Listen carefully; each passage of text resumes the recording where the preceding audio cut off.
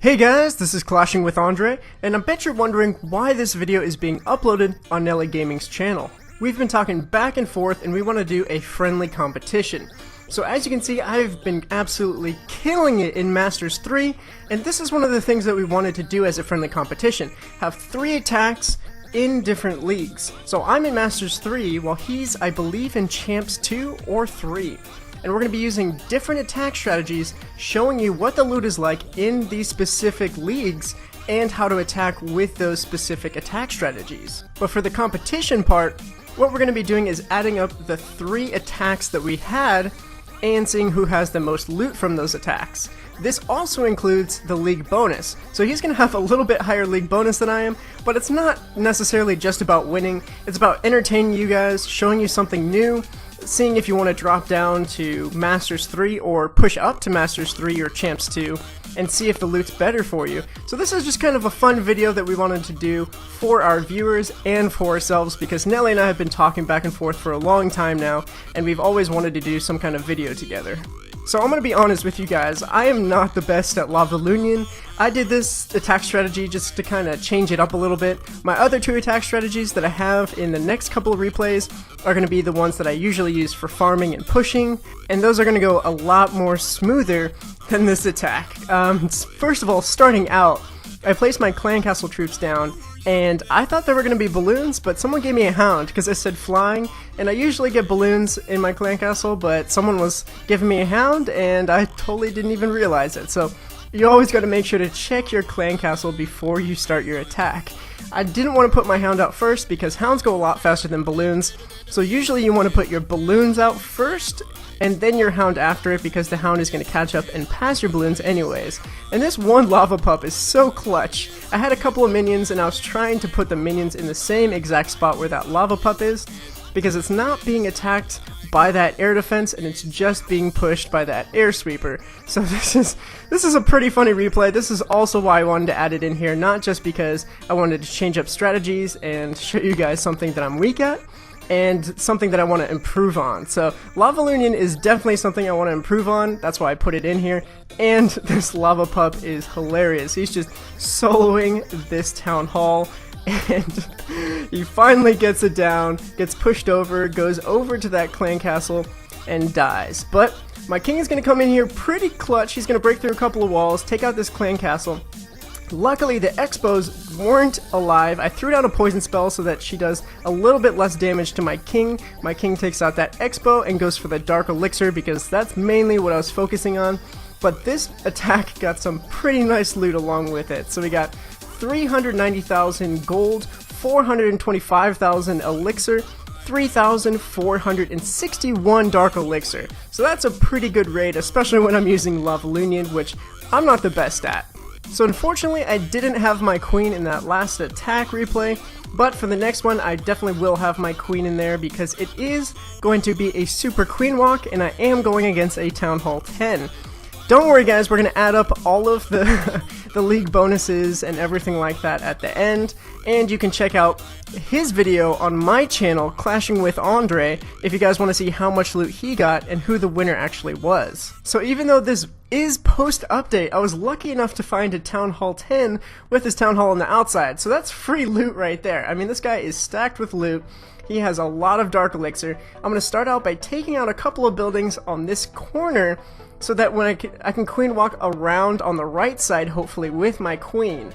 So I'm going to put my queen down, put 4 healers down, because that's the max amount of healers you're going to want to have. After that, they have a diminishing return, and it doesn't really heal your queen that much more. So I usually bring 4 healers just because usually 1 dies, and then 3 healers is still good enough to keep your queen up, depending on how many point defenses are actually attacking her. For a Town Hall 10, this is going to be a little bit harder, even though he's not a fully upgraded Town Hall 10. He still has Inferno Towers, so Inferno Towers are always going to be a big problem. My queen didn't go the way I wanted her to go, because those are triple or double walls over there.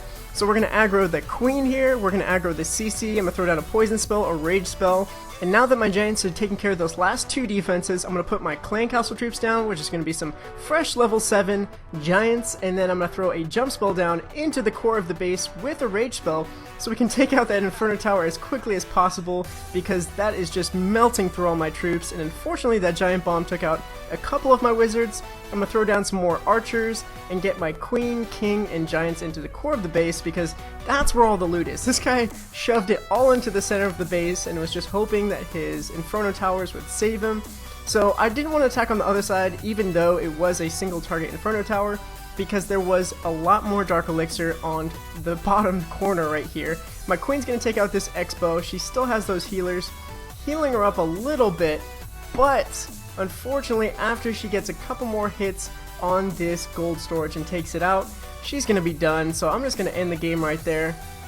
349,000 gold, 320,000 elixir, and 3,307 dark elixir. Including that Masters 3 bonus, I would say that's a pretty good raid considering I'm a Town Hall 9 attacking a Town Hall 10. So let's go on to the last replay that I just attacked 14 minutes ago, and this is a non-upgraded Town Hall 9, but he has a ton of loot, so I'm definitely going to attack this guy with my Queen Charge attack strategy.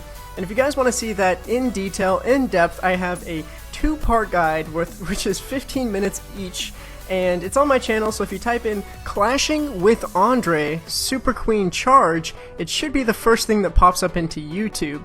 So make sure to check that out and make sure you're watching part 1 and not part 2 first. But honestly guys, if you have a high enough queen to do this, which I think is like level 15 or above, depending on what base you're attacking, this strategy is amazing. It can just completely wreck people's bases because as you see, I'm just walking along here. We have an extra 30 seconds from the post update. So that means you can take your time a little bit more by taking out a whole bunch of buildings and defensive buildings with your queen. If she gets low, you can always throw a rage spell on her and the healers so that the healers heal her up faster. And then the second part is to use her ability. Once you use her ability, you're going to want to start phase 2 of the attack, which is sending out your giants, wall breakers, wizards, archers, and then going into the core of the base and just completely wrecking and demolishing it. So since you've taken out so many of the buildings and so many of the defenses, and even the Archer Queen, as you saw, I just took out the Archer Queen so we don't have to worry about her. After I start the second phase of my attack, right here, unfortunately there was a giant bomb and I probably should have checked with just one giant, but they're going to just charge into the center of the base. There's not that many defenses, so they only have to worry about maybe one, or let's say 2/3 of the base now, since I took out 1/3 of the base.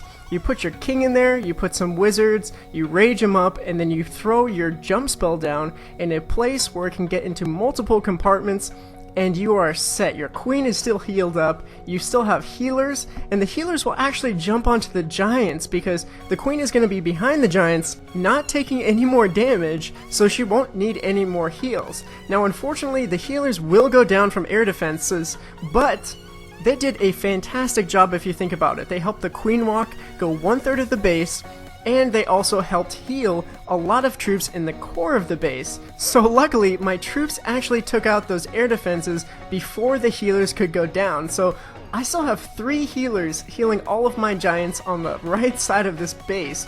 With both my royals abilities left, I'm going to use my kings here and my queens in a second, but honestly with 2 more defenses left, this base is completely #wrecked. So if you guys wanted to test out this strategy, make sure to hop over to my channel and check out my guide. It's really in-depth, explains everything about this strategy, and I honestly think it's one of the best strategies around right now. So 421,000 gold, 590,000 elixir, and 2,253 dark elixir with that bonus. So that is freaking awesome. I mean, I love raiding with Super Queen Charge. So let's go back to our base and add up all of the raids that we just did so we can get our grand total. So for 2 out of the 3 raids, we actually hit over 1 million resources. So for the first raid, we have 1,235,000. 44 resources with a 100% league bonus. Our second raid was 848,853 with an 80% bonus for getting over 50%.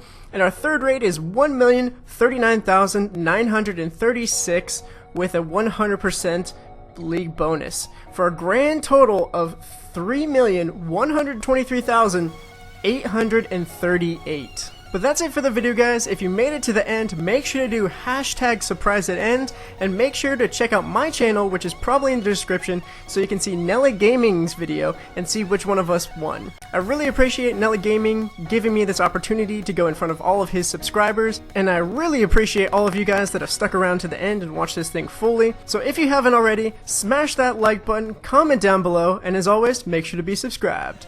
Peace!